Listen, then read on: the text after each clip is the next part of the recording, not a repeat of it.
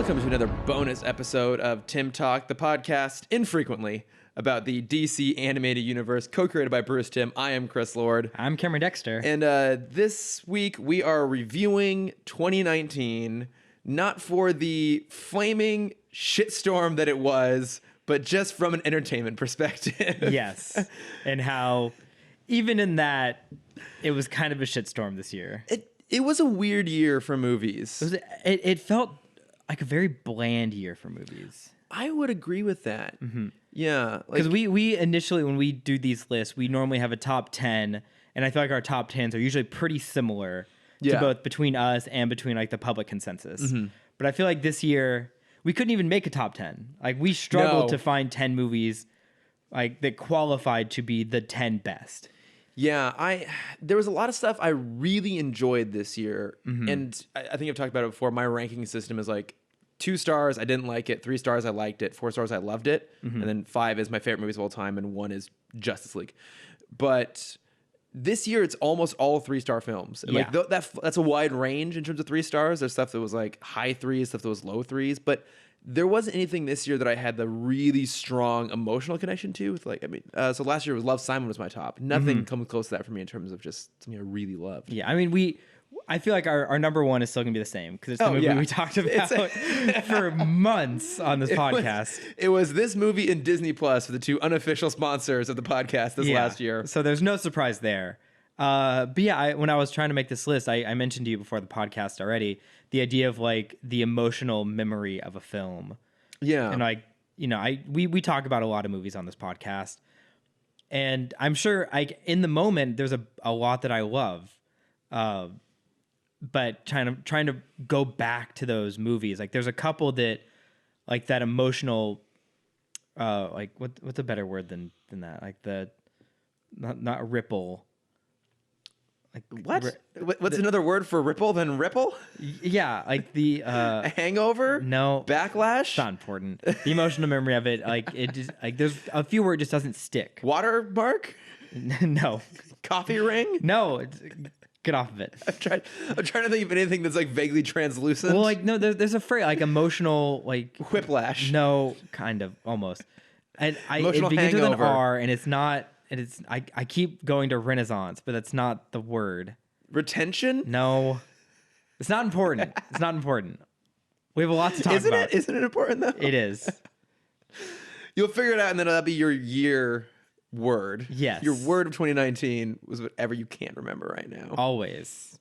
But all right, so Neville's got to remember. Aw. That's the word you're looking for. Your memory rememberal. Yes. It's like, but I can't quite remember what I've forgotten. All right, so we figured we'd start out with some honorable mentions. Yes. And then we'll get into our top 5 and then and some other stuff, including some television here. Yeah, because while movies were mediocre this year, for the most part, TV blew everything out of the water. TV was pretty fantastic. Yeah. We were still very much deep in the golden age of television on every front. All right. Well, shall we? Why don't you start us off, Cameron? What are some of your honorable mentions here? I have a couple weird honorable mentions. I tried to think of ones that you wouldn't put on your list. Okay. Well, I'll start with the ones that I'm sure was also on yours. Once Upon a Time in Hollywood, I thought was pretty good. We'll get to that. Yeah, that's on your list. That's on my list. Okay. Yeah. All right, well, I'll hold off on that one. Knives Out. Okay. Yeah, I had that, and I took it off my list because we talked about it. What, last week, a couple weeks ago? Yeah. Sometime recently. It's a great movie. It's good, yeah. And it's, I think, like, nearly great for me. And I feel the same way about Ready or Not. I just watched that. Okay, yeah. It's fun. Similar, yeah. Similar kind of, I mean, this is more of like a horror comedy. Yeah. It was not as comedic as I was expecting it to be. It's a horror thriller that has a wry sense of humor through the whole thing, but I would be hesitant to bill it as a comedy. And I'd honestly be hesitant to bill it as a horror. Like it kind of fell short on all genres. Yeah, it was a mixed bag, but it felt fresh and different and fun though. Yeah, I feel like it felt very similar to like Tucker and Dale. Okay, yeah. But I mean, Samara Weaving is great in it. Oh my God, she's amazing. Yeah, I think we're going to see a lot from her. And I'm sure you were excited to see Adam Brody on there. I was. Yeah, I was too. He's also really good in that movie. And then I was also randomly excited because the dad of the family that she marries into is played by an actor. I can't remember his name, but he played Kittrick in the original Mission Impossible movie. And he's like one of those character actors that just never pops up in anything, but when he does, I'm very excited to see him. I think he's also in Bombshell, if it's the same guy I'm thinking of. Oh, interesting. Okay. And then for my weirder picks, Teen Spirit. I don't know if you saw that one. No, which was that one? It's Elle Fanning showing off that she's better than her sister in every way. Okay. Fair. Yeah. It's the exact same story as Neon Demon. Oh, but instead of being a model, now she's a professional singer. That's because right, again, she's proving to the world that she's better than her sister in every possible way. She's like, oh, you can just act. Well, I can also be a model and a professional singer and a better actress than you. Mm-hmm. I'm sorry, Dakota, but I heard you can walk on water. Yeah. What? Walk on water. Is that a reference to something? To Jesus. Oh. Who famously could quote unquote walk on water. Yeah, I didn't realize we were going that far out. Also a reference to the Santa Claus, which I watch every year. Yes. No, Teen Spirit is her kind of selling her soul to win a singing competition. Oh, okay. Interesting. It's a cool movie, great soundtrack. Mm-hmm. It's kind of her covering what's her? Wow, I hate myself for just forgetting her name. Famous Miley Cyrus. Not Swedish. Bjork? No. She sings "Call Your Girlfriend" and "Honey." And you're throwing contemporary songs at me. If you were to start listing Michael Giacchino soundtrack tracks, I can tell you exactly what we're talking Life. About. Exactly. Boldly Go. Yeah, it's a fun movie, but it's just kind of like it's worth it for the soundtrack. And then my last weird one I'll throw out is Fighting with My Family. I heard that was really good. That movie is so much better than it deserves to be. That's what I've heard, is that it's got a lot of heart. It's really fun. I've heard Florence Pugh is amazing in it. Which one is that? The main actress. Okay. Yeah, she is great. Because she's also in Little Women and then in Black Widow. Oh, nice. Yeah. She's good year. She's fantastic. The Rock makes a cameo because of course he does. Of course he does. We produced it. Yeah. Nick Frost plays the dad, and he's like, I don't want to say he steals the show, but whenever he's in the scene, like I just smile a little bit wider. The man has so much charisma and charm. Yeah. Like, I love him. That's one where I like that almost made top 5. Okay, yeah. It's a real like that movie.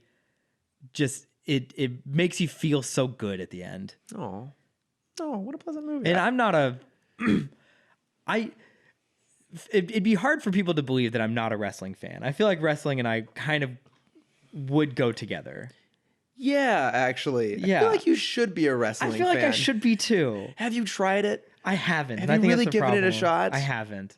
I mean, can you squeeze it in amongst your dozen anime shows that you're watching every week? Well, so aside from watching wrestling, I found out there's a wrestling school just outside of LA that I kind of want to try out. I think you should. I mean, you're a big boxing person, so why not jump it up a little bit here? Do some wrestling. Yeah. I feel like that'd be a very like weird thing, but also very on brand for me. I feel like you'd have a good build for it too. Yeah. Yeah. Yeah, I know how to fall properly. The most important part of wrestling. It is. I mean, yeah, falling properly is the most important part. If you watch Fighting with My Family, you would know that. Yeah. Well, we can all look forward to your wrestling videos on your Instagram this upcoming year. Well, what are some of your honorable mentions? So I just watched last night Parasite, the Bong Joon-ho movie. Have you seen it? I haven't. So I watched it. It's really, really good. That's one that people will not shut up about. I don't want to say too much about it. Like, because I know nothing. Do you want to know anything? No. Okay. So I'll watch it eventually. When it comes out and I can watch it from the safety of my house. Okay. Then I'll watch it. Let me see how I can kind of give a very broad description of it. It's a movie that constantly surprised me in a good way. Okay. Yeah, and it has a lot of things to say, and they're really interesting things. Okay. Too. And it looks gorgeous. And what was the one at the beginning of summer? Midsummer? Yeah. Yeah. I didn't see that one. Okay. I feel like that's the other one where people just like wouldn't shut up about how good and weird it is. Yeah, I heard that a lot too, and I didn't see it. It was just a little bit outside of my genre interest, and so I didn't quite bother with it. But I've heard good things. But I would highly recommend Parasite. It's definitely like, no, I'm not going to call it weird. It's offbeat, but it is like kind of an intense watch, but that is also very simplifying. I don't know. It's weird. It's very complex. It's not in English, right? No. Okay. Korean? No, he's a South Korean director. Awesome. And no, it's really, really good. Cool. So I can handle things better with subtitles. Yeah, I haven't seen Okja, which was the last movie he did. Oh, that was on Okja Netflix. Was weird, yeah. Yeah, and I did good, see Snowpiercer, but a friend of mine I was talking to who has seen pretty much all of his work to this. Snowpiercer is kind of an outlier because that one's very American. Yeah. Well, it makes sense. That one's great. Yeah, that's really I finally watched it last year. Yeah. No, that one's really good. I'm going to throw out an honorable mention for Teen Titans Go versus Teen Titans. I know we talked about it already, but I was looking through like my favorite animated movies and beyond even like the major releases, that one I found the most fun of all the animated movies. I want to throw out Someone Great. I haven't watched that one. So that's the one with Gina Rodriguez and Brittany Snow and Lakeith Stanfield. It's on Netflix. So for me, it was the first, kind of the first Netflix movie I saw that really felt like it wasn't 80% of a film. I think I've talked about this a little bit before. Like, I really liked To All the Boys I've Loved Before, but it felt like it was just... It just didn't quite make the finish line? It was going for just like soft swings rather than like doing something kind of bold. And I really, really like this one. This one to me felt like an actual... And this is not meant to sound as reductive as it does for what Netflix is putting out, but this is the first one that I watched that felt like a full film. Okay. I feel like some of their stuff feels like a step between like a Hallmark Channel movie and a real movie.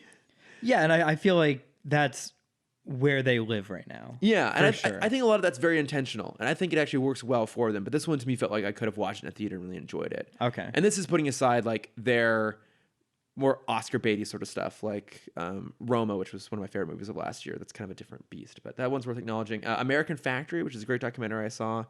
It's about a factory in Ohio or someplace like that.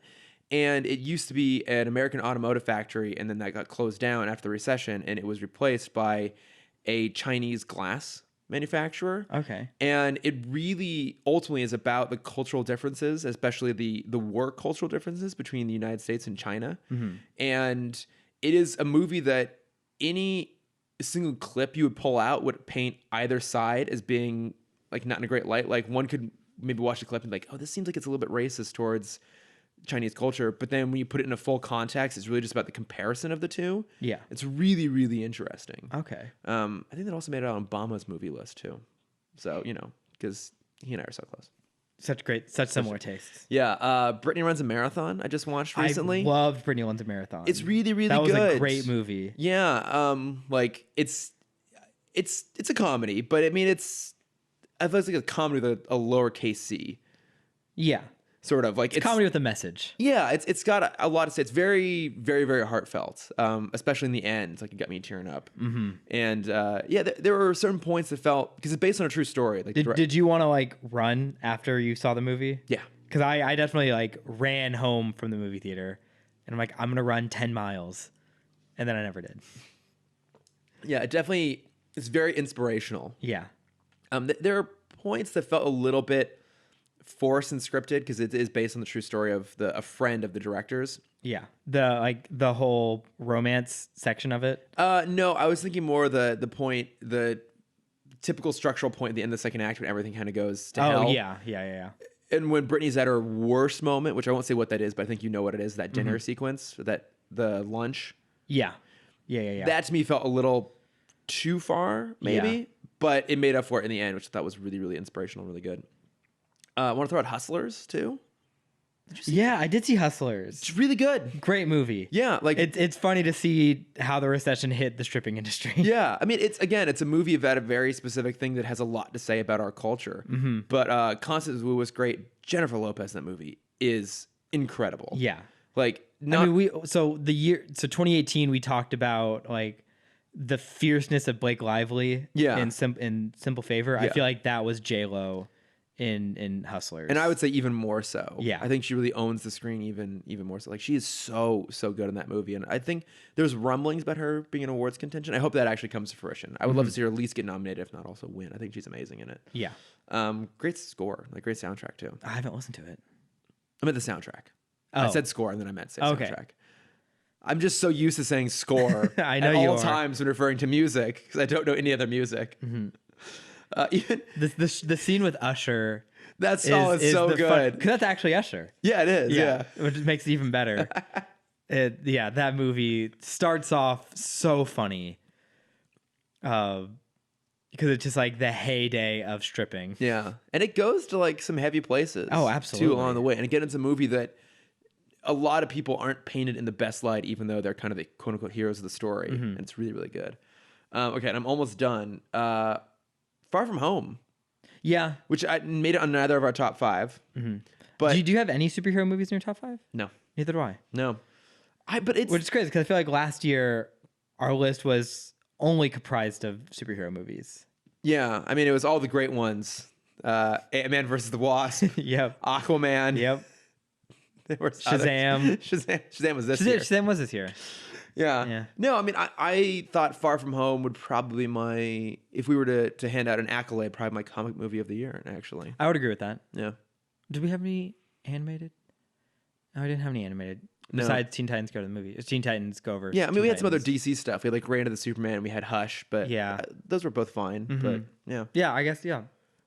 Spider-Man would get it for me. Yeah. And then we Endgame didn't make either of our top 5 either, which I think is really interesting. Yeah, so I tried to make a top 10, and Endgame landed at like number 8. Okay. It was a movie that I don't think I loved initially coming out of it. I remember I had a lot of criticism, especially like our first podcast we did about it. The more I look back on it, it is an incredible feat in terms of a film, in terms of what it does and all the stories it resolves, and it's a very satisfying conclusion. As a piece of standalone entertainment, I don't know if it's quite there. I think it's a more impressive film than I think it is a great film. Yeah, I said the reason I put in my notes, the reason it even broke my top 10 is just for the portal sequence in the end. Oh, portals. Like that. So good. That shot is so. And did I tell the wedding story on the podcast?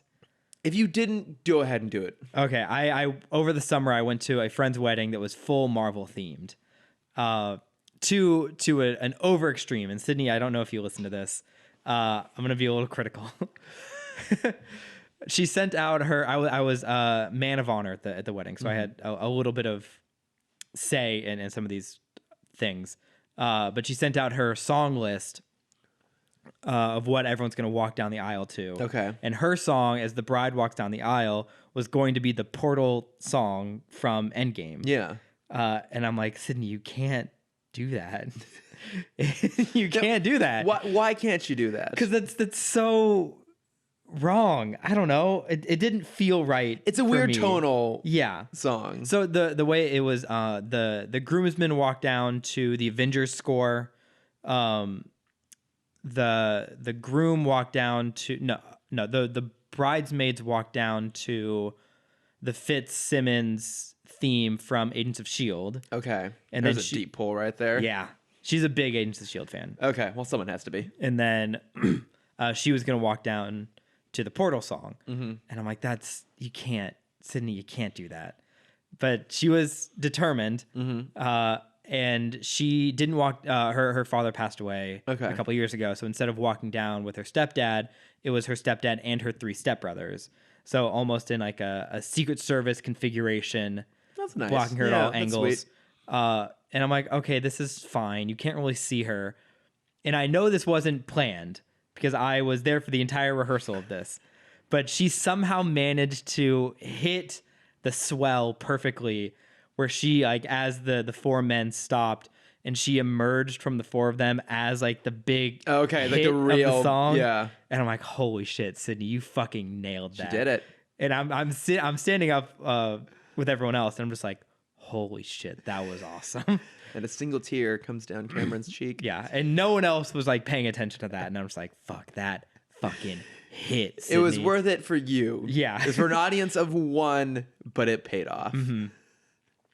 But yeah, and then there were other Marvel things, but we don't need to go into that. Right. Just for that moment. No, Like, all right, like, this pays off. I mean, it it's a huge film on so many levels. I mean, beyond just for the MCU specifically, like this closing of this really critical chapter. It's a season finale. Yeah, it is. And maybe that's kind of what it felt like at the end of the day. It felt more like a season finale. But I mean, it was the biggest movie of this year, the biggest movie of all time. Yeah. And also, I would say has probably some of the biggest cultural impact across the board, too. Like, it's a movie that I think a lot of people will be discussing in their kind of year-end reviews because it was so huge. And it, in the same way that Infinity War shouldn't have worked and did, and even before that, I would say that Civil War should not have worked and did. Like, Marvel just knows how to handle these like really big, huge scale, huge cast stories really, really well. Yeah. And it's an incredibly impressive film, but it's just one that didn't move me maybe. I mean, there's a full hour that I think we both agree we don't need to watch again. The entire second act. Yeah, there's some really fun stuff in the second act, but I mean, even the first act is kind of It's all about the third act, really, at the end of the day. That's it's fully about that last 45 minutes. Yeah, which is spectacular. It's so good. It's so good. All right, shall we get into our top? One more, because I forgot. I'm not going to talk about 10 through 6 now. One more honorable mention, very honorable mention. It's a movie that I love, you don't like as much. Okay. Alita Battle Angel.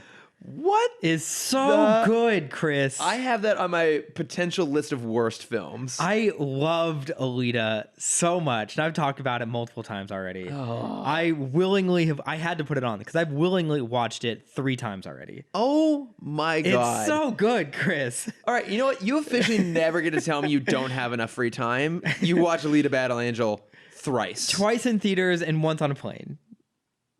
I cannot. I was so bored. I know you were, and movie. I know you hate Alita. But here's that the thing. movie was so weird and fun. When it was fun, it was really fun. Yeah. But for the most part, it was not fun. I had so much fun with that movie. Oh my God, it was it's so anime painful. to a T. I mean, and I think that's why I love it so much. Does anime have huge swaths that are completely boring and irrelevant? Yes. Well, then that's why I don't watch anime. We've now figured it out. Absolutely, it does. Do you know about anime filler arcs? I don't even want to get into this because that will become a filler arc within itself. Is this what you do on the podcast every week? Are you just living out a real life anime filler arc? Yes. You son of a bitch. Let me explain filler arcs to you just really quick. Go ahead and cam-splain to me on this. Do you know what a filler arc is? I think I know. But okay. Go ahead. So when you have a constantly animated show trying to keep up with the manga, there are times when it gets too close to the current manga story. And so the anime has to do something to slow down production. And so they infamously create filler arcs, which are side stories, which can last anywhere from like 4 episodes to, I think, Bleach hit, I think somewhere around like 100 something episodes of filler. The fuck? Yeah, there were 3 full seasons of filler. You've just further supported the idea that I should never watch anime. Yeah. So they have to, continue to widen this gap between the manga and the anime. And yeah. So if you want to talk about like wasted time, sit through 40 episodes of 1 season of Bleach where nothing matters and they just completely revert everything in the next episode. Hard pass. Yeah. But okay, that explains Alita then. The whole movie to me felt like a giant filler arc. Except for the sports things and some of the fights. I mean, look, some of the fights were really great, but a lot of it was not. Yeah. All right. So, shall we now get into our top 5? Let's get into it. Do you want to say your number 5? Okay. My number 5, and I'm sure pretty much all of these we've talked about at some point in the podcast, but we'll reiterate. So my number 5 is actually, it's a documentary, and it's Apollo 11. I almost put Apollo 11 on my top 10. You did? Okay. Yeah, I really enjoyed Apollo. I had almost forgotten about it, and I've been listening to a couple of year in review podcasts just to help refresh my brain going into this. And someone mentioned it, and then of course as I was scrolling through my list, I'm like, I gave it 4 stars. I loved it. Yeah. But you're a huge space person. I am. Yeah. I mean, most of my family from the previous couple generations worked for NASA or for Lockheed in various roles. I grew up just totally about the space race, like Apollo 13 is way up there as my favorite movies. Like I've been out to Kennedy Space Center in Florida. I've been to the Marshall Space Flight Center in Alabama. I've been, I think, to the one in Houston too. Like it's a big part of like my family's like lore, if you will. So I already had a love for this sort of stuff. But I think this is just also a really impressive movie because you're not a huge space person, really. Not right? really. And you really enjoyed it. Yeah. Yeah, I had never seen a movie like this before, although I know they exist. Amazing Grace was a movie that did a similar thing with Aretha Franklin this year. But it's a documentary with no talking heads, with no narration. It's just completely comprised of actual footage and audio from the surrounding events of the Apollo 11 launch. So leading up to the actual launch itself, the flight, what's happening in Mission Control, the landing, like, they land. That sequence is still so suspenseful when they're like running out of fuel and they have like 8 seconds left before they're gonna run out of fuel and they finally land. It's really an amazing feat, and it's so immersive. The score I remember being really, really good too, but I haven't gone back to listen to it. So if you're gonna talk about this, I'm gonna jump to my number 4 because I think it's closer to what you're talking about. Okay. Because for my top 10, or for my top 5, my number 4 is They Shall Never Grow Old. Which I still haven't seen. I really need to. Oh, man. It's the same idea where it's a documentary in the shape of a movie. And again, we talked about this ad nauseum already. Yeah. But it's all footage from World War I dubbed over by journal entries written by the people in the war. Yeah, they're real journal entries that are now being like audio performed by voiceover artists. And the whole movie is colorized in this is rasterized and colorized, and this amazing technology. What's rasterized again? What's rasterized? I think that's the right word. It's when they just kind of make it a higher resolution. Oh, like they restore it. Yeah. Oh, okay. That makes more sense. Yeah. So they do all that crazy stuff, and then it's like they make a full, movie story out of this kind of found footage. Yeah. And it's so gorgeous and so well done. And like that's a movie I will like whenever someone's like, hey, let's watch a movie, like that will probably forever be something like, hey, have you seen this movie? Because we should watch this movie.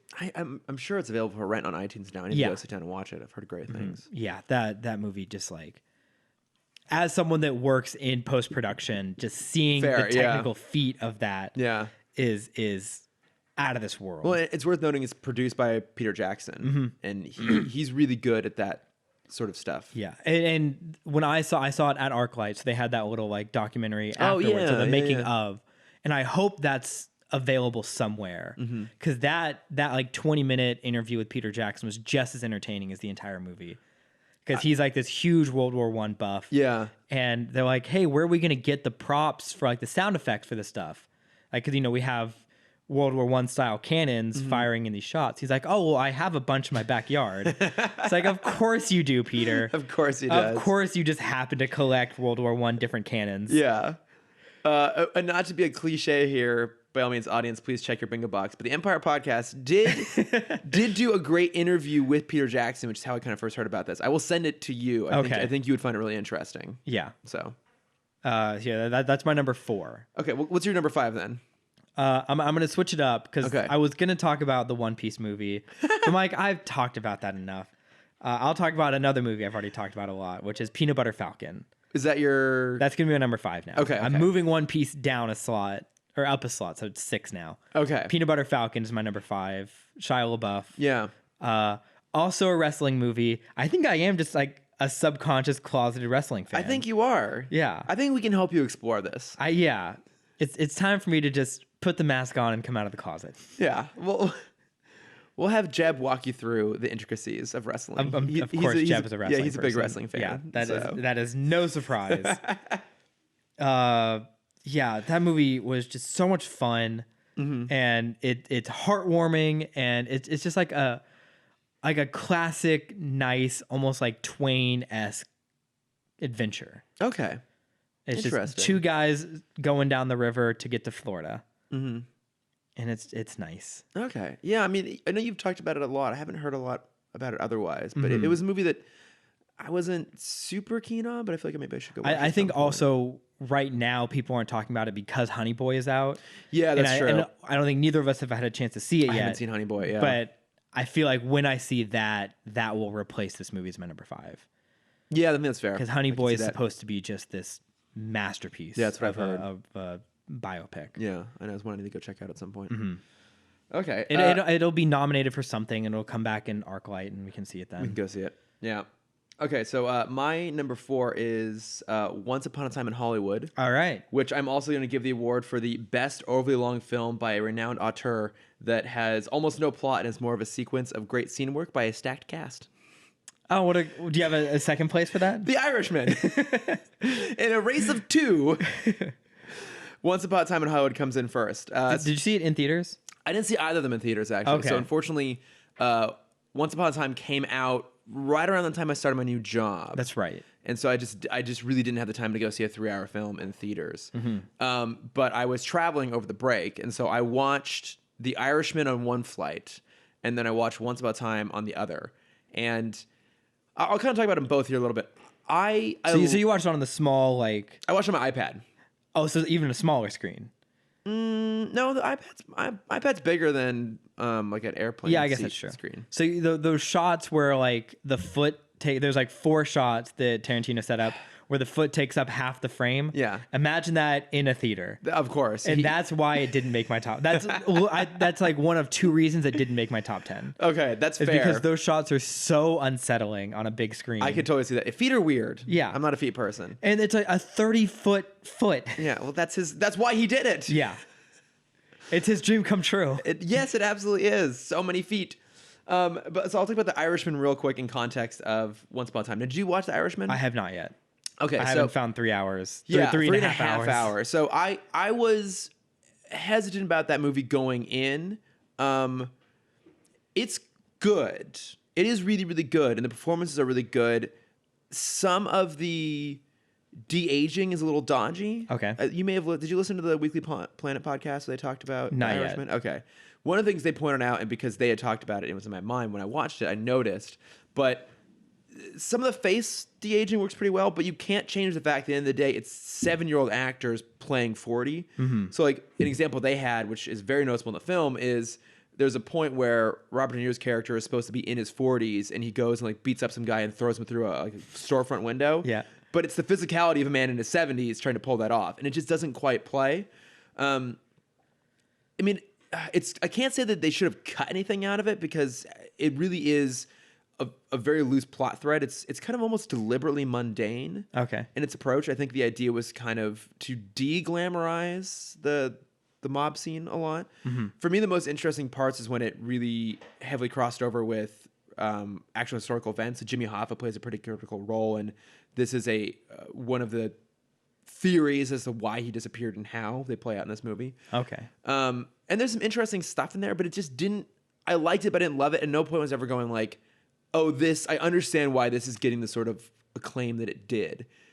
The individual scene work is really, really good, but it's not something that ever to me felt like it was living up to the hype around it. Or at no point was ever going like, "Oh yeah, this is a master filmmaker at his best." I was like, "Okay, yeah, I get it."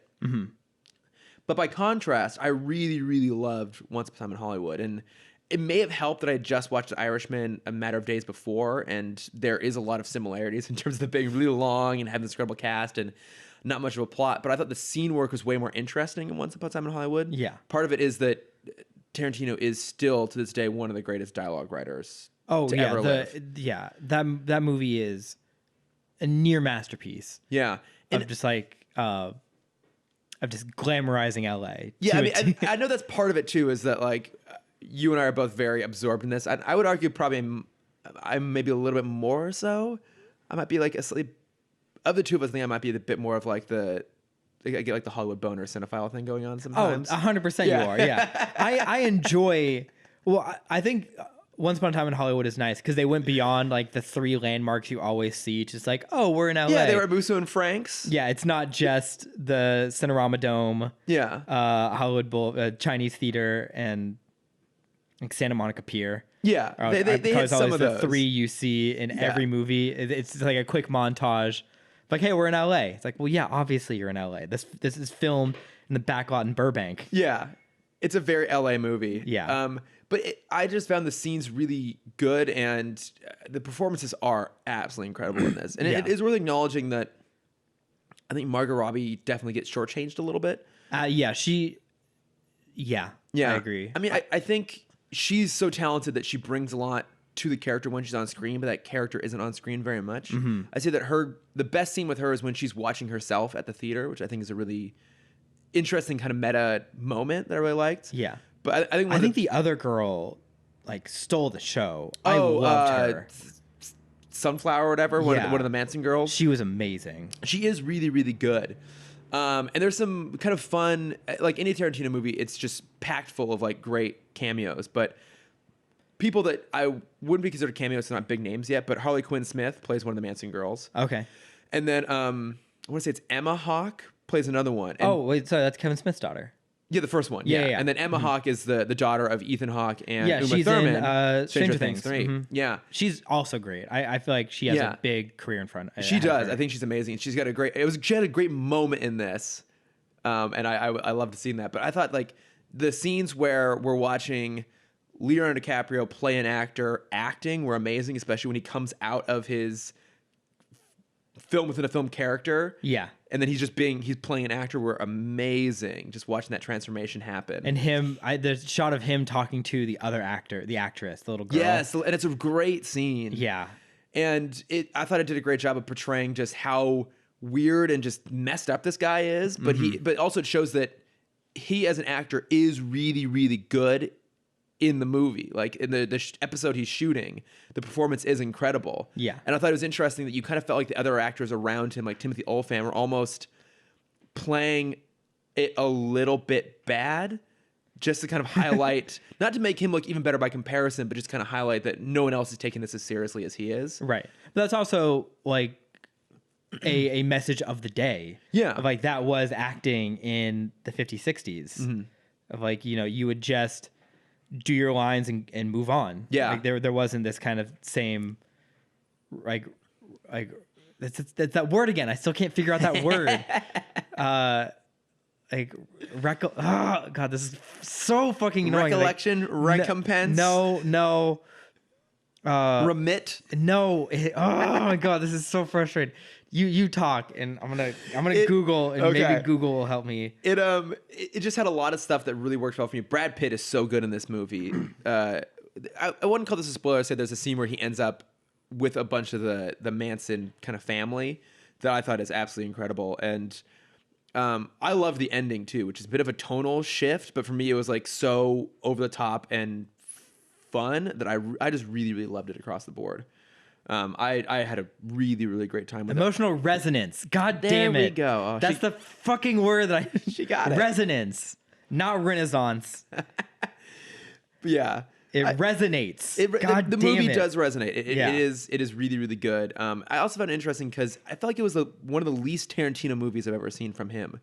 Like a lot of his movies wear their style on their sleeve. Like it's got a great soundtrack, but you can't like pull out one moment of like, oh, this song dominates the movie in a particular sequence. You think about like Putting Out Fire with Gasoline and Glorious Bastards, that great sequence, or Stuck in the Middle with You from Reservoir Dogs. Like it didn't have that. Most of it didn't feel like a Tarantino film, except for all the feet, until the very end, and then it did again. But I don't know. For me, it kind of felt like when I watched. Oh my God, The Girl with the Dragon Tattoo for the first time. Okay. Oh my God, how am I blanking on this? The David Fincher movie, which is like it was still very Fincher, but it felt like a muted Fincher. This felt like a muted Tarantino, where it's just like it's a subtle style that he brings to it rather than a really pronounced one, which I really liked. Well, I'm also curious, since we're now like both those directors have been doing their stuff for decades, for almost 30 years now. Yeah. And we're now at the point where the people that grew up on those movies are making movies. Yeah. And so how do you as the director continue to shine your light? And I feel like that's also Spielberg's problem. And Spielberg is just like, well, I'll just put my name on it. And that's how I'll differentiate myself. I mean, but I think he's still good about making his movies feel Spielbergian. I would point out Ready Player One as a great example of that few people know how to construct a like Rube Goldberg-esque action sequence like he does. I feel like it's him and Gore Verbinski are the two that really know how to do that well, and I think he still does it well. But so you have this new generation of specifically like indie filmmakers that are all just kind of replicating the style of Tarantino. And so he's in this unique position where like he doesn't have to change. Like it'll always be a Tarantino thing. Yeah. But I feel like the walls have been widened a little bit for him to that's fair. do interesting things because the audience is more open to that style now. It kind of, you get the sense of like, because other people are going to be flashy in a very obvious Tarantino reference kind of way, they're going to do stuff that feels deliberately like a Tarantino film, that by contrast, he can kind of just be comfortable with his own style and not make it as pronounced and just have it like simmer in the background and work really well. I think the closest comparison, I think you would agree with this, is El Royale. El Royale is the best Tarantino, non-Tarantino film. Yeah, I'd agree with that. Yeah. And if that movie feels very Tarantino, and this one doesn't, I thought that was interesting. But yeah, I really loved it. What's your number 3? Let me pull my list back up. Uncut Gems. Yes. Have you seen it yet? I haven't. I know. Because we're only a few days past our last record. I haven't had a chance to go yet. Yeah, Uncut Gems. Did I already talk about Uncut Gems? You plugged it last week, yeah. Okay. Then I won't go too far into it.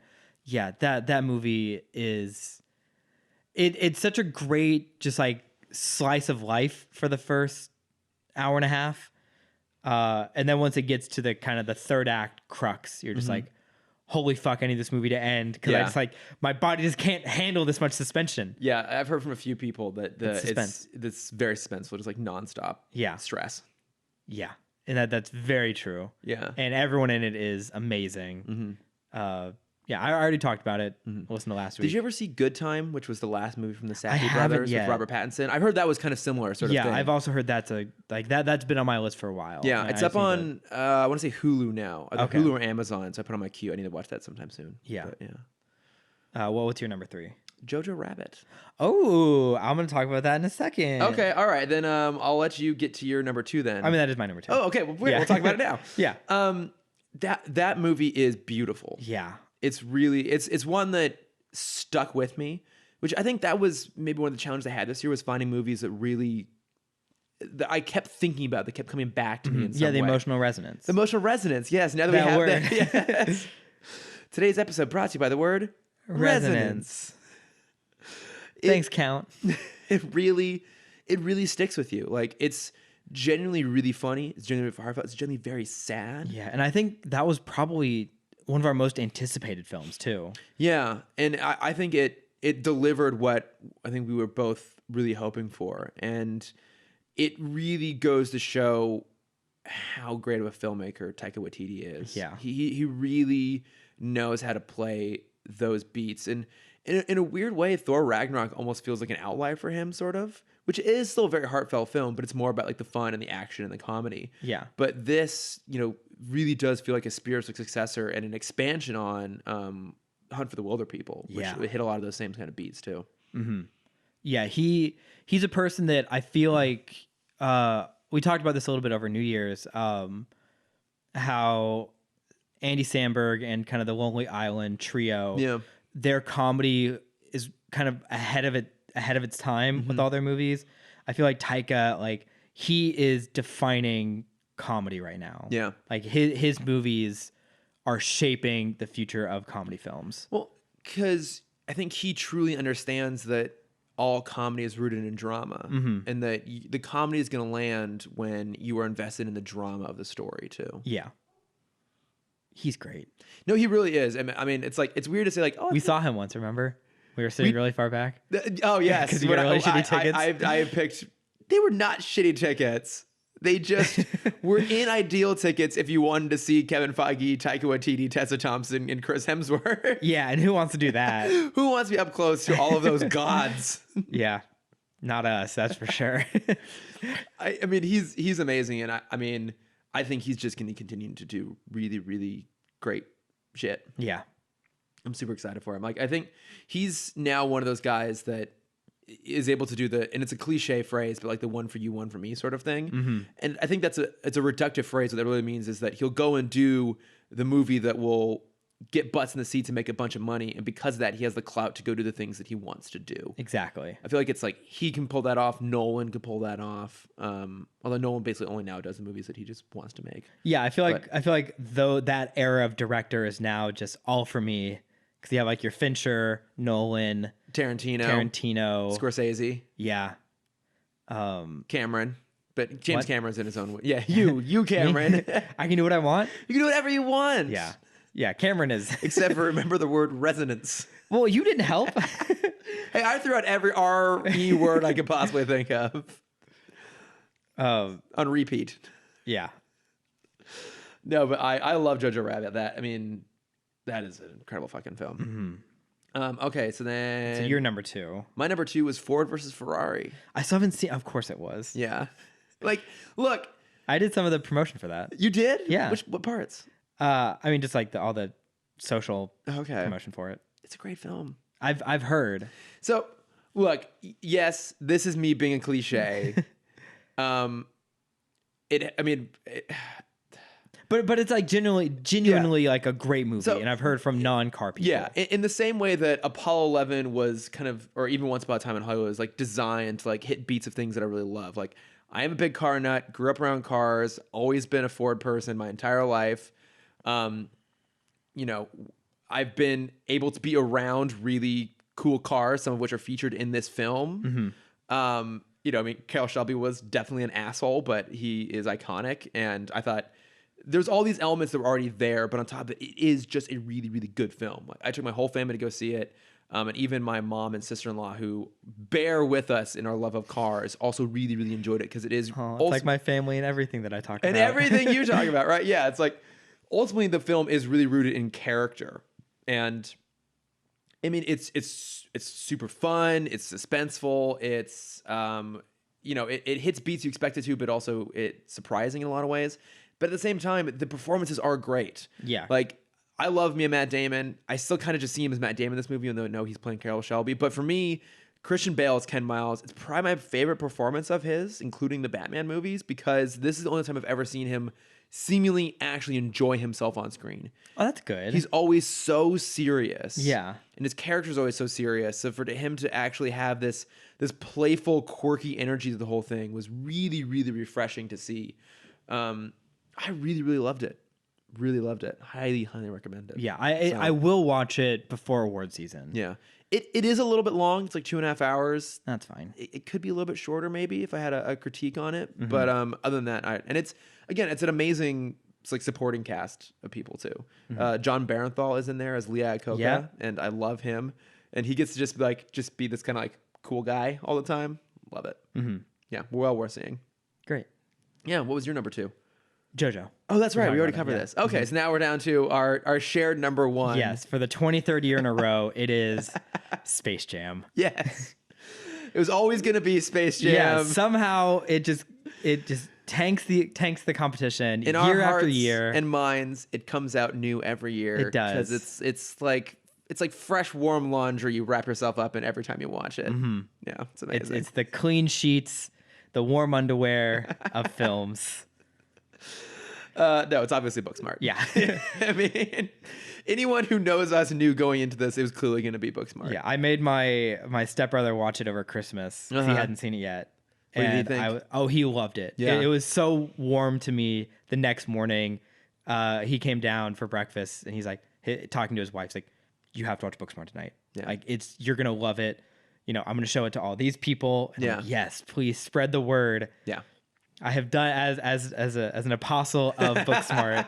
I have done my duty to share the great word.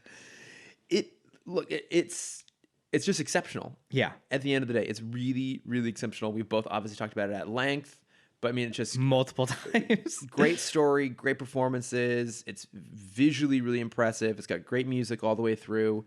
I still listen to that soundtrack. I do too. It's so good. Yeah, that is still on my Right Meow playlist. Mm-hmm. I hate you. No, I really, really love it. And in the same way that I was talking earlier about Someone Great being a Netflix film that felt like it filled in that last 20% needed to feel like kind of a complete film. Mm-hmm. Booksmart is one of those movies that, though it is telling a story we've seen a lot before, it goes an extra 15%. In terms of just doing something different and unique kind of every step of the way. Yeah. From the visuals, from the design, the performance, everything, there's the extra effort made into it to just make it feel special and unique. Yeah. It's so good. It's so good. I also made my stepbrother watch Guy Ritchie's King Arthur. Oh, and he also loved it. Oh. And I'm like, oh man, thank you, Ryan. Thank you, Ryan. I'm not alone. You have the most wildly fluctuating taste. It's like To also be fair, it took us 2 nights to get through that movie because we both fell asleep. Understandable. The first time, yeah. If you break that movie up into 2 parts, it's not as bad. Like you are for me like the either least or most trustworthy person when it comes to movie recommendations. It's like basically if I know anything about the movie and you say it's good, if I know it's a movie I would like, I know I'll really like it. If I know it's one I won't, I know I'll hate it. Yeah. There's very little middle ground. Well, in college, it was they could tell by the pitch of my voice how good it actually was. And I'm like, yeah, it's not that bad. Yeah. It's like, oh, it's bad. It's really bad. Ooh, it's a garbage fire. Yeah. It's a pretty entertaining movie. Yeah. Here's what you should do is you should start like ingesting helium and then talking to me about movies that are actually really good to throw me off. Yeah, so you go in really low bar. But I mean, like this is always going to be Booksmart, and I think you and I still are going to continue to blare that trumpet for years on that one. Absolutely. Okay, now that we've taken care of all the fun stuff, shall we get into some of the lesser films of the year? Let's do it.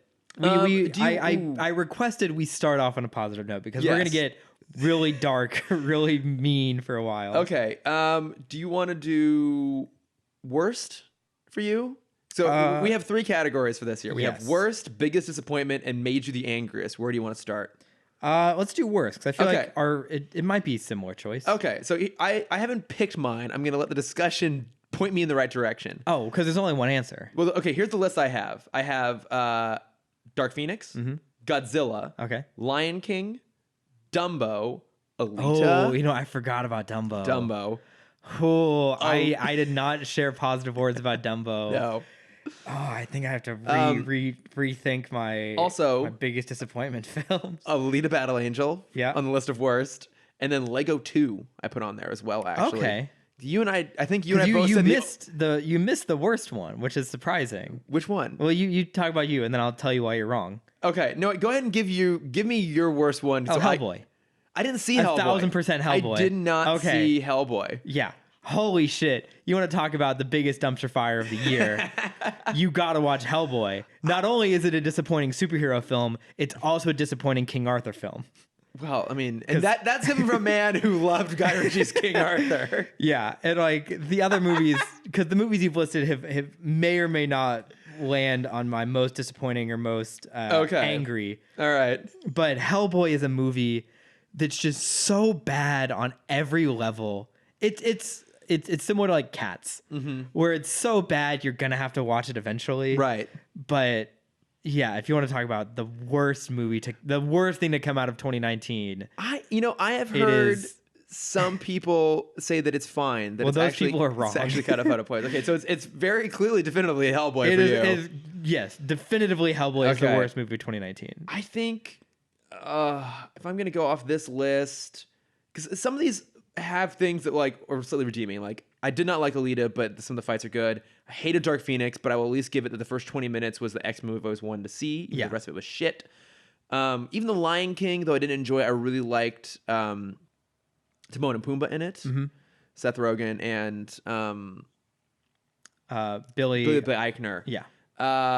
I think we have to go with Godzilla for me, I think, was the worst movie. It was so long and so boring and so stupid. It made no sense at all. I don't think there was at any point a single redeeming quality of it for me. And somehow I think I gave it 2 stars if I think back on it. So there must have been something I kind of enjoyed about it. Mothra. It's pretty well animated. Ken Watanabe is really good in that movie. He is. Did you see it? I did. Okay, yeah. They give him a really, really good moment. But the rest of it's fucking terrible. Yeah, I'm just excited for him to fight King Kong. Oh my God. See, the thing is, I liked the first Godzilla movie. I've only seen it once. Yeah, did you see Kong Skull Island? I did. Sorry, I have not seen the first Godzilla, but I have seen Kong Skull Island. I thought it was fun. Kong was great. I really, really had a lot of fun with it. It was enjoyable. I'm not looking forward to. But who? Someone is doing in the movie that it's actually kind of an impressive director. I think he's the guy. Oh, I'll come up with his name eventually. Mike Flanagan.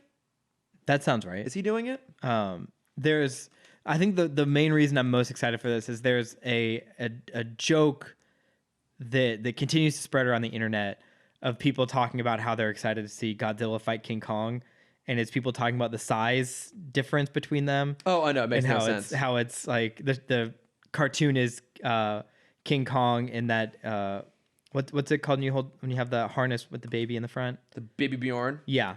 It's King Kong and a baby Bjorn being held by Godzilla. Like, they tried to fix that a little bit, making King Kong huge in Kong Skull Island. It still doesn't work. No. It's Adam Wingard is doing it. Mike Flanagan did Dr. Sleep this year, which I heard good things about. I didn't actually see it. It's on my list. But no, Adam Wingard did the Death Note on Netflix. Oh, God. He did The Guest. Low bar. The Guest, though, which I really, really enjoyed, as well as You're Next, which I have not seen, but I've heard good things about. But he's a horror director. Okay. So I don't know. Maybe something good might come out of that. We'll have to wait and see on that one. But yeah, for me it was definitely Godzilla. Okay. What was your biggest disappointment of the year? So, like, to clarify the difference between worst film and biggest disappointment, was a movie that you had not necessarily high expectations for, but high hopes for, or you felt the most let down by. Yeah. For you, what was that? Because as horrible as Hellboy is, that movie is a ride. Okay, fair. Like, yeah. Like, that's the thing, is it can be bad, but you can maybe, like, still ride with it. So biggest disappointment, I think for me, was Men in Black International. Oh, okay. Yeah, because those trailers were fun. Trailers are great. You know, you can't deny the amazing chemistry between Tessa Thompson and Chris Hemsworth. Oh, it's palpable. Yeah. And it is gone in this movie. Yeah. That's like, a shame. because I think they wanted to make Chris Hemsworth a similar character to who he was in Ghostbusters. Okay, yeah. Which is kind of like the hot, dumb guy. Yeah. But like super charming.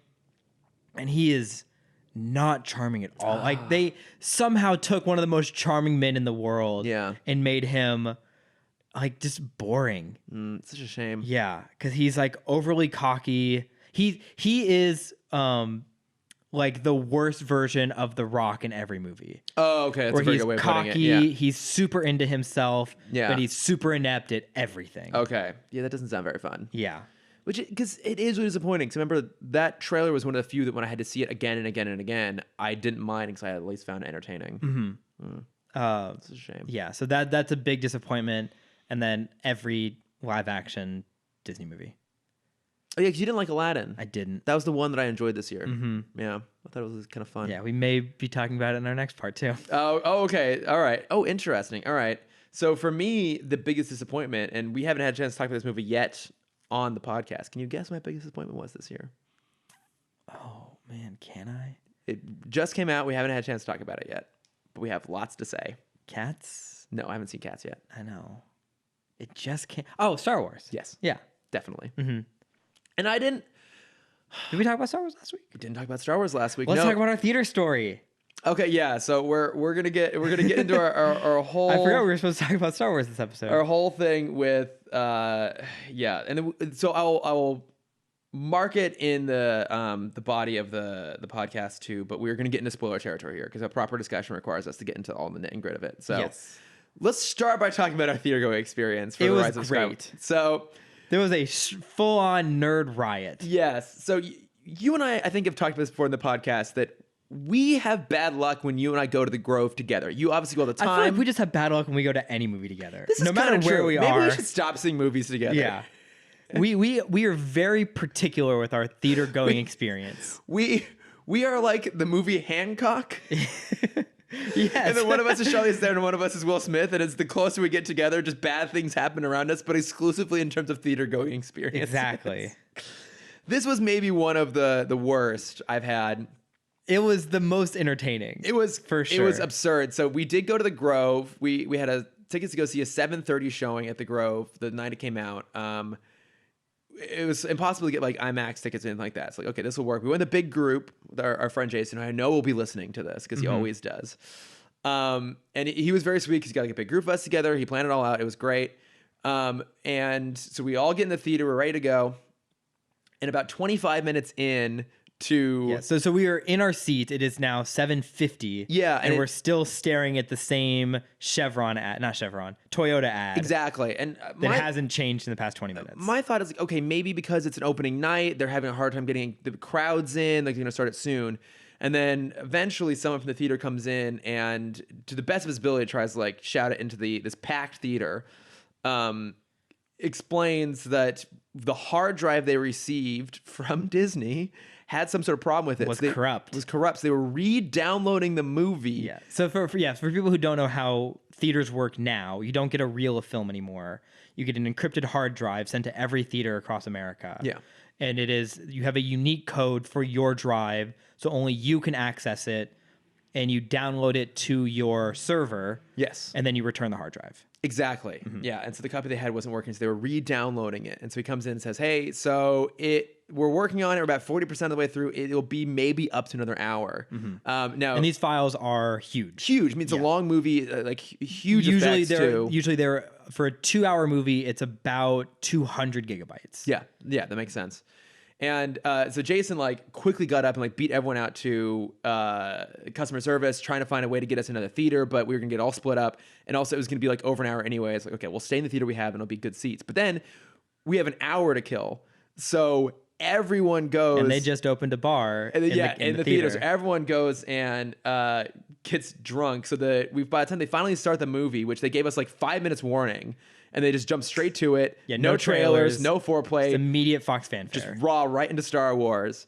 And the theater is just kind of rowdy. I have a guy next to me who's like the clapper, who is, as Shane puts, is an alpha clapper. Yeah, like he just was like clapping all the time, and like to the point where it feeling like it was to be deliberately obnoxious. Yeah. And that is like when you do go to an opening night event like this, that is expected. Not to that level, but like with decorum. Yeah, you do have a few, like, you remember when Force Awakens came out and they cheered for every character appearance. Oh my God, like, I know. That's expected when you do something like this. Oh my God, it's the end up. Woo! Oh my God.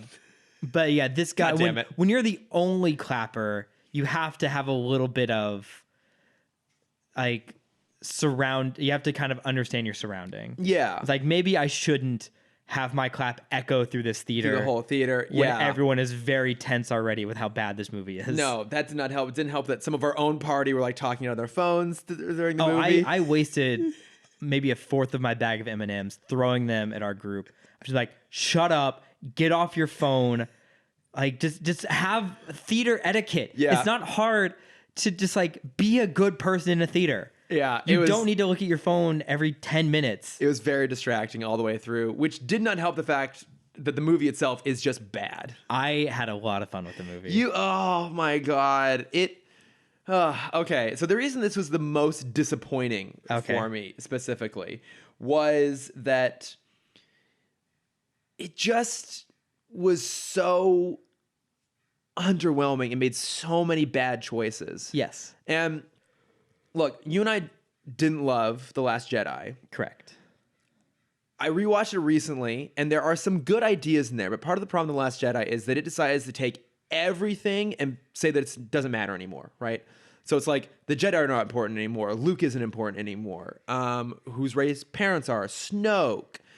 Like, the Resistance. Like, everything about it, the Force, all of it basically just says, like, none of this is really that critical. And I think if you do a few of those things, it plays, but when you do everything, it just makes it feel like you are throwing out the entirety of the franchise a little bit.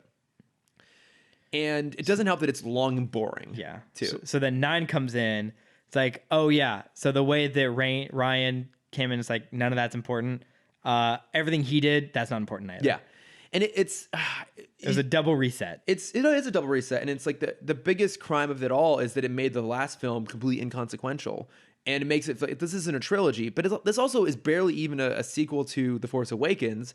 It's just its own messy movie. Yeah. Like, I have always maintained this, that a lot of the problems of The Last Jedi are actually the problem of J.J. Abrams. That he insisted on setting up these mystery boxes in The Force Awakens of who is Snoke, why has Luke disappeared, who are Rey's parents, the fact that it ends on this cliffhanger helicopter shot, which is still the worst final shot of any Star Wars film ever. And he set up all these things, and then that put Rian Johnson in a bind where he's like, what do I have to do with this? Like, Rian Johnson's even said that he didn't know how The Force Awakens is going to end until he saw it. And he's like, oh, I have to figure out how to pick up from this? Yeah. Shit. And I feel like there were also interviews that said Ryan did not talk to JJ at all. I'm sure they did talk. Yeah. In for some things, but but there was just a lack of cohesive storytelling and a lack of communication between creatives. And I actually like the reveal that Rey's parents are nobodies. I think that actually is the best possible answer, because if you try and make it be like, oh, I don't know, and here's where we're getting spoilers, Palpatine's fucking granddaughter. Yeah. Then you are just making this universe yet again super small, and it's all about like destiny and sort of bullshit. But it's much more interesting, like, oh, like you can be a random person, but you can just happen to be incredibly powerful in the Force, and with like Anakin was. Mm-hmm. And you, as someone who came from nothing, can become one of the most important people around. The hero's journey. Yeah, literally the hero's journey. That makes it much, much more interesting than have it be her related to somebody. And I think there have been rumors flying around that maybe the original intent was to have her be a Kenobi. Yeah, because they're the only two British people in the entire Star Wars universe. There's that. There's that. There's some elements there that feel like they kind of Kenobi-esque. I think that wouldn't have played well either. I actually like what they did. Mm-hmm. But yeah, this just throws all of it out. It throws out one of the best setups of the last movie is that, okay, now with Snoke gone, maybe Kylo Ren will be the big bad. Like, you still have to find a way to give him a redeeming arc while making him like the big irredeemable player in the whole thing. And they just jettisoned that out, brought in Palpatine. Wait, what was and we also found out that they were making clones of Snoke. Yeah, that Snoke, I guess, was just like a cloned puppet. Yeah. There's a vat of Snokes that Palpatine has. Yeah, they had their own Katniss Labs. Yeah. And look, I like Ian McDiarmid a lot. I think he is a great actor. And I think a lot of the moments he has in Revenge of the Sith especially, like, are played well. And then towards the end of that movie, he just goes very cartoonish, and he played it very cartoonish to me in this. Oh, absolutely. Like, it wasn't Palpatine, it was a caricature of Palpatine. And so much of it was just so dumb. It's like, oh, we're gonna like have a fake death for Chewie, but then we all know he's still around because I've seen the fucking trailer where he's still around. Yeah, I think he should have died. I think if they were gonna kill him, they should have found a different way to do it. Mm-hmm. But yeah, I mean, it also sets up stuff, like, it basically sets up deaths and then doesn't follow through on them. So like, they kill off Chewie, he comes back around. Kylo Ren gets like thrown down a crevasse, he comes back around. He also crashes his TIE fighter. Oh yeah, he like nearly dies 3 times in this movie. Yeah. But it's a metaphor because Kylo dies, but Ben survives. Aww. Look, only 2 moments to be played in this entire thing. One was when she puts the lightsaber behind her back, and then Ben pulls it out behind his back. I'll get to that because that is iconic. No, one of them is when Rey does stab him, and Leia kind of like sacrifices herself I guess Leia sacrifices herself to give Ben a moment of like clarity, I guess. And in that moment of hesitation, Rey stabs him, and then Rey heals him. Yep. So, but coming out of that, he basically... Which they introduced the day before in Mandalorian. They did. I guess it's actually technically been introduced in Star Wars before, God, but it's funny. very clunky. Yeah. But the memes that came out of that were so funny. Like them learning about Force healing basically cancels out the entirety of Revenge of the Sith.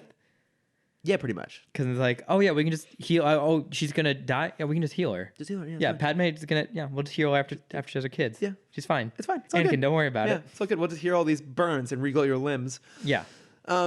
Yeah, like I did like that moment though when he realizes that he's going to give up the dark side and Han reappears, and like that. That was a shock, because we even joked about that. Of like, how much money do you think they'd have to pay for Harrison Ford to come back to this? And I think the only reason he did it was because he knew that Carrie Fisher wouldn't have been able to do it. Yeah. I think that's probably the main reason he would be willing to come back. But he's great in that moment. And that moment landed. And yes, I don't like when Rey like puts the lightsaber behind her hand. I love that. And Kylo's able to grab it because it's the most absurd thing they introduce. But I will say that the scene of him actually like being now Ben Solo and wielding Anakin's lightsaber and fighting the Knights of Ren, who are also just complete waste of time. That whole sequence, like I've seen a few people recut it. Have you seen the one recut to Holding Out for a Hero? Yes, I was gonna say, like, you can fit any 80s song behind there, like 80s power ballad behind that scene, and it plays out so well. It's so good with an 80s power ballad. No, wait, which one did you say? Holding Out for a Hero. Is that the same as the one from Shrek 2? Yes. Okay, yeah. Yes, it is. It's I need a hero. I'm holding out for a hero till the morning light.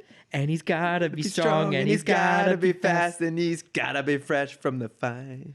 God, that's such a good song. Bonnie Tyler, amazing. No, but like, Fairy Godmother, what a performer. no, I know, but no, this movie just like it makes no sense. It's sloppy filmmaking all the way through. It's super rushed. None of it is of any consequence.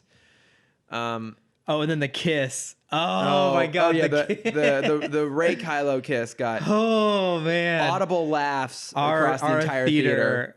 Yeah, that was the most uncomfortable I felt in the theater in a while. Yeah. That was so funny.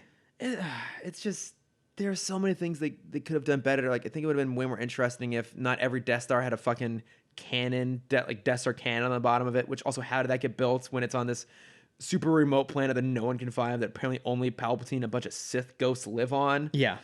But like, I think it would be more interesting if it was just like at a leftover Empire fleet and it was the rebels and the First Order racing to see who could get a hold of it, because it would tip the tide of the war. Yeah. So much simpler. But we're gonna rewrite this whole thing. Yeah. We're gonna figure out how to rewrite this trilogy.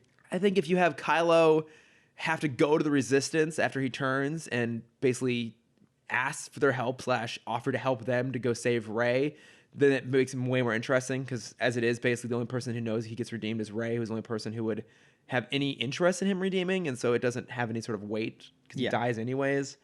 Let's also not forget that Hux was a spy the whole time. Oh yeah. Donald Gleason, you're too good for this movie. You were too good of an actor for what they gave you in this movie. Many people who are too good for this movie. Yeah. But overall, I think that was a moment in the theater that everyone should have laughed. Yeah. Like, I'm the spy. It's like, no, you're not. But I will say, despite all that, you were on set for a day. A day, max. I'm very passionate about my frustrations with it, but it was not the movie that made me the angriest. We will get to mine. Cameron, what was yours? I think you might be able to guess what mine would be. My most angry movie this year. Now that you brought up Dumbo's up there. Yeah, Dumbo's probably number 2. Dumbo's really bad. Number 1 is Lion King. Why? I think it was just a horrible, shoddy remake of the original. Yeah, absolutely. And every scene, because it is shot for shot the exact same part, the exact same movie is Lion King 1, original Lion King. Mm-hmm. And every aspect of it is so much worse. Yeah. It just like the whole time, I feel like I was just doing the thing that like angry people do, where it's like, oh, it's like, are you, what do you do? Scoff. Yeah. Yeah. Just like the entire time I was just in that moment. It's like, come on, just do it better. Just do it. Give them emotions. I know. It's so bad. Yeah. It was so hollow. That movie, I walked out so angry. Yeah. I think it's a very valid point. Mm-hmm. And it's disappointing too, because stacked cast once again, and it looks gorgeous, but it's just boring at the same time. And Jon Favreau is a really great filmmaker, and he wanted to do this sort of like National Geographic documentary style aesthetic, which just then completely mutes all the fun and energy of the original. Yeah, especially when you do a shot-for-shot remake. Mm-hmm. Dumbo is very, very high up on that list too. Dumbo was atrocious. Walking out of that theater, it's like, why did I see this? What am I doing here? I was so bored. That whole thing is so bad. What is yours? Because I feel like there's something I'm missing and I can't think of it yet. So I have talked about a lot of movies that I found frustrating and that just annoyed me on a filmmaking perspective. But the movie that actually made me genuinely upset and angry that it exists, but even more so that it was successful, Joker. Oh, that's right. Because yep. I'm frustrated with The Rise of Skywalker in terms of the choices they made. I'm also have those same frustrations with the Joker in a lot of ways.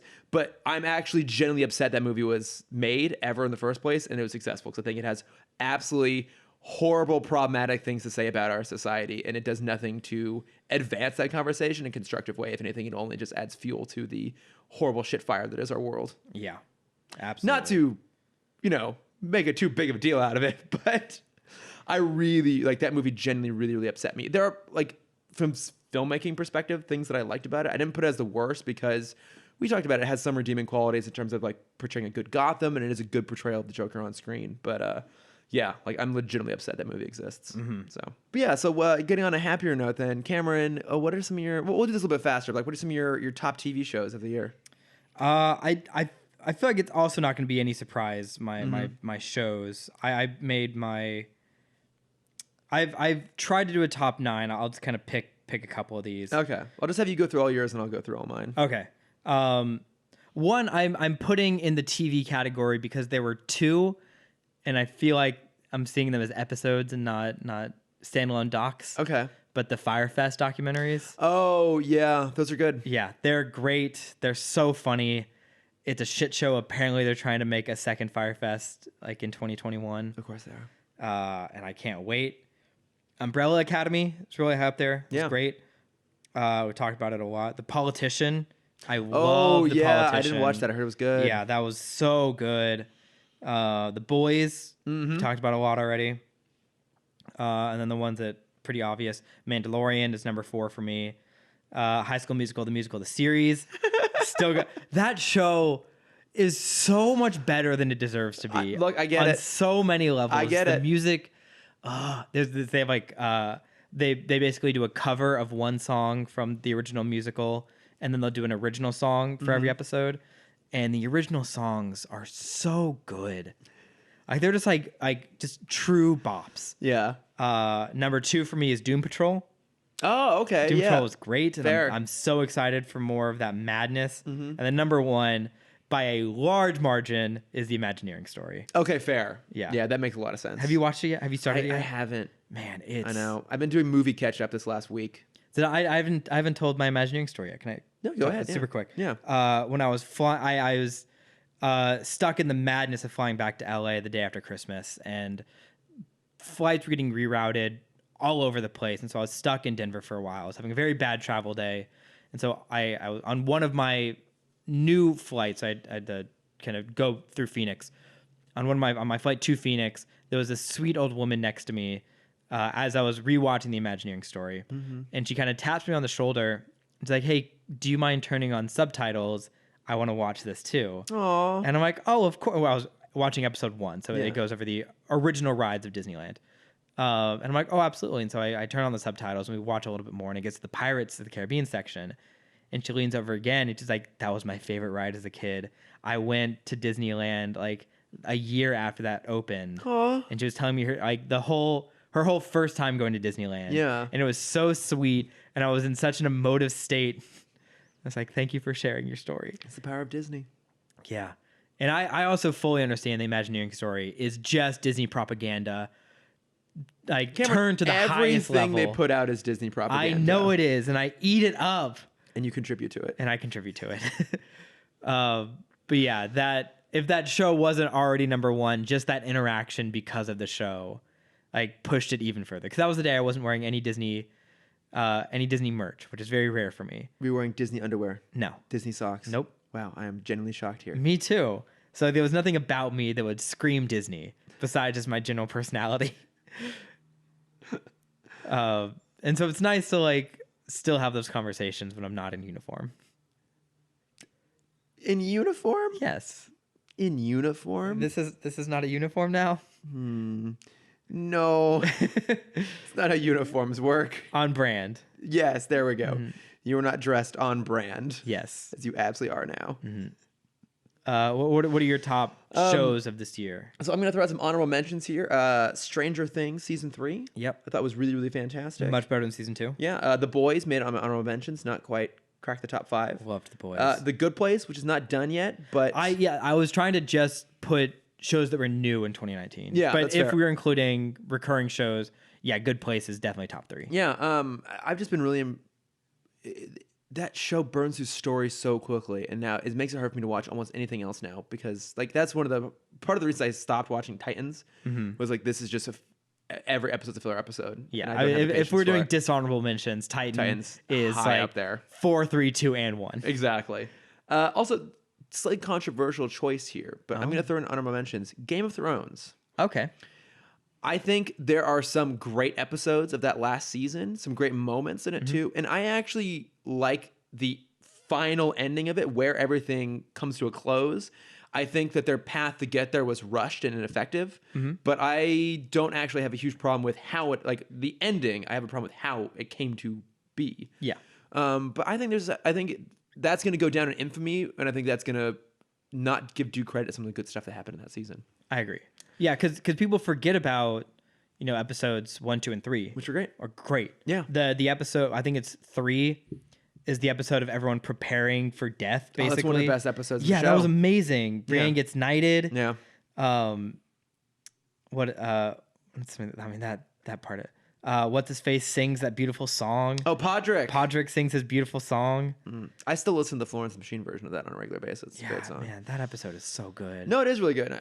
I think it's worth acknowledging that a lot of that was still good despite the ending. But my top 5 were number 5, Umbrella Academy. Yep. Which is just great, super fun, inventive.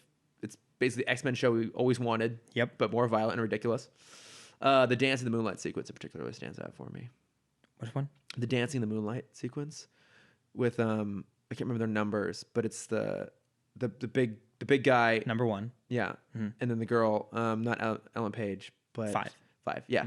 When they they have that kind of dreamy dance sequence together. Okay. That really stood out to me. Oh, yeah. Yeah. That's great. So I could only think of the I Think We're Alone Now sequence. Oh, that's which great is also too. a great That's really way to good start too. a show. Also, the fight all done to Istanbul, not Constantinople. One of my favorites too. I love that song. I think that's number 3, right? Yeah. And then like his episode, like the Run Boy Run. Great. I mean, Gerard Way. Great musician. Yeah. Number 4 for me was Watchmen, which you haven't finished yet. Right? I haven't started yet. It is really good. At some point we'll have to do like a proper spoiler discussion on it. I'll wait until you've watched it, obviously. I had quibbles about the finale, but overall I think that a very impressive. Oh, it's already over? Or season it was just 9 episodes. Okay.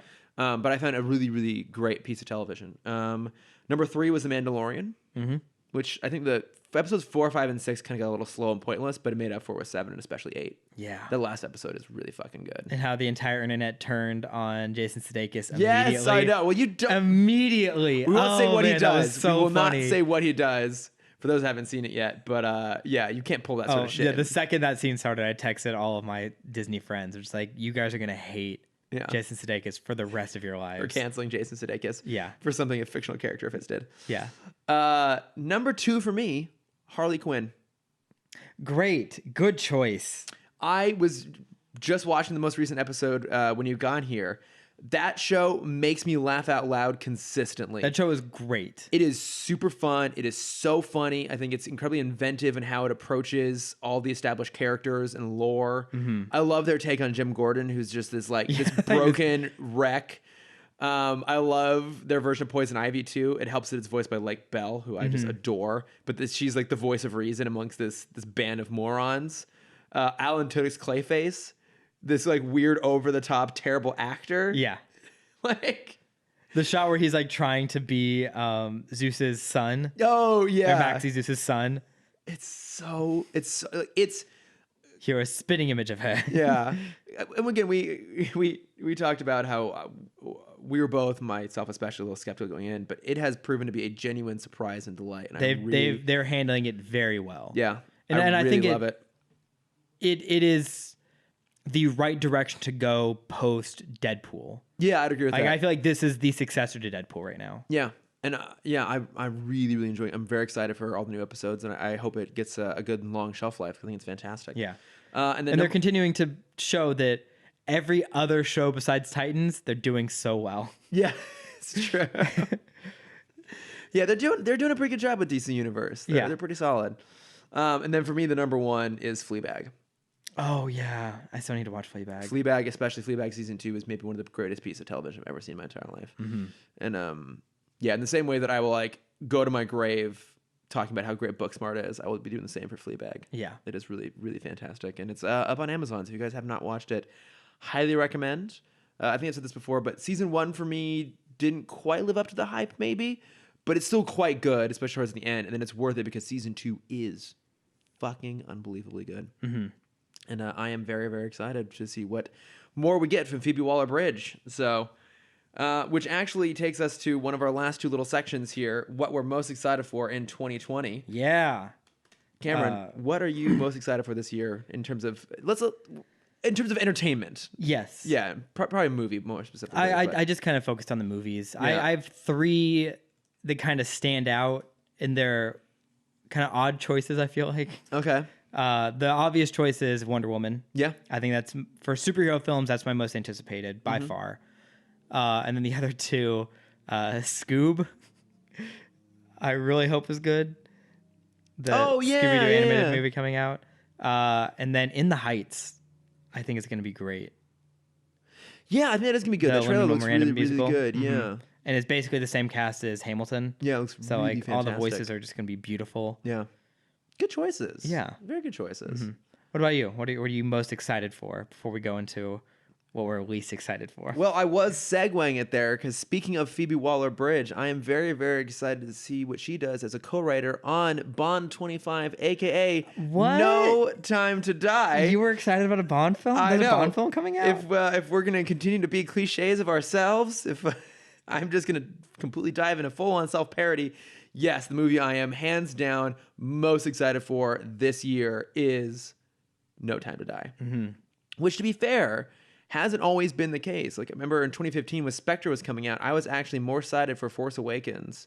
And what came out in 2015?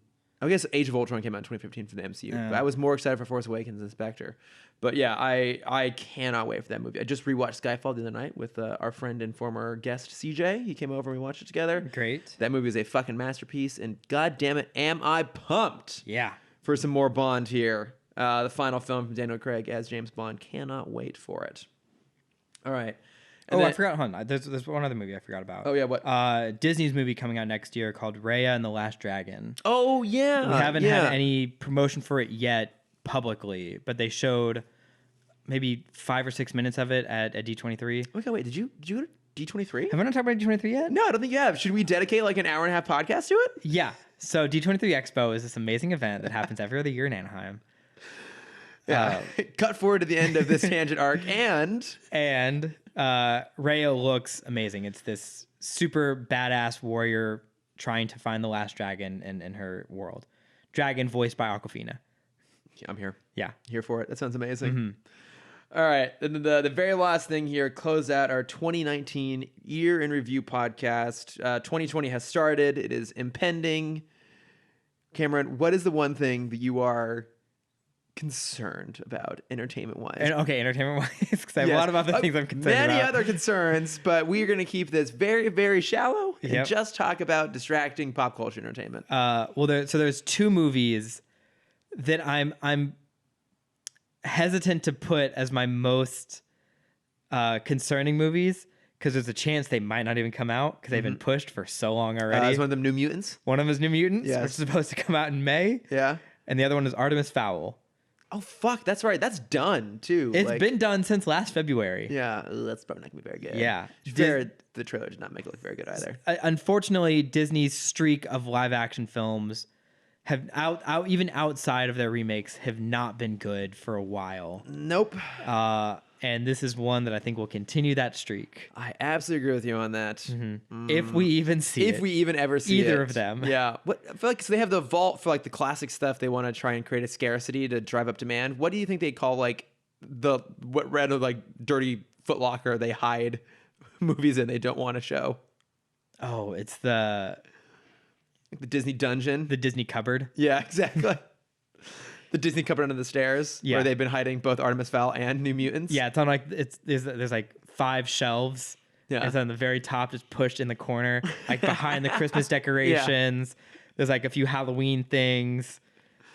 Yeah, there's like the Thanksgiving salt and pepper shaker. It's like we'll just tuck it in back there. Just back there. We won't even worry about that. Yeah. Oh yeah, I'm very skeptical about those. Yeah. For me, it's Birds of Prey. Yeah. You were very hesitant about that movie. I'm very hesitant. I want it to be good. So do I. I like Birds of Prey. I like Black Mass. I like that cast. But we've been burned. I would say 1, 2, 6 too many times now. Yeah, pretty much every time. And I'm just very, very skeptical about it. I'm not super digging the vibe of the whole thing. And I think it's going to be yet again another DC film that's going to be trying really hard to quote unquote not be a superhero movie. Yeah. And I don't think it's going to be particularly good. So, but we will see. But we shall see If we make it that far in this world. That's true. If we live long enough till, I think, February 7th is when it's supposed to come out. Next month. If we can make it even a month, we shall find out. But as always, thank you everyone for listening. Would love to hear what some of your favorite movies of 2019 were, what you're looking forward to in 2020, and if you also have a few things you're maybe a little bit skeptical about. Yeah. And if any of you are skeptical about No Time to Die, I don't want to hear it. You can stay away from my blind optimism on that one. You can share it to me, and then I'll share it with Chris later. Nope, won't even look at it. Pretend it doesn't exist. Yep. But you can find us at Timm Talk Pod on Facebook, Twitter, Instagram, and Gmail. You can find me Gamal Nanjiani, who is now ripped as fuck. Yeah, he is. I mean, I've always found him attractive just because he's so damn charming. But now he's also like smoldering hot too. He's ripped, and I am here for it. Never been so jealous of Emily V. Gordon in my life, and I have been jealous of her many, many times. She's great. She is great. God, I love her. Just her talent. I miss her. I miss Meltdown. Her charm, all of it, but especially now. That sweet fine husband of hers. Yes. But Cameron, where can they find you? If you want to see my art, you can find that at Cameron.Dexter. And if you want to see my face, you can find that at CamDexter_adventures on Instagram and only Instagram. Fuck all other socials. Fair enough. Yeah, you can find me at Lordifer on Instagram and pretty much never on Twitter. So. Great. But thanks everyone for listening. Thanks, guys. Happy 2020. Happy 2020. Don't burn or die or get drafted into a war. Yeah, hopefully. Bye. Bye.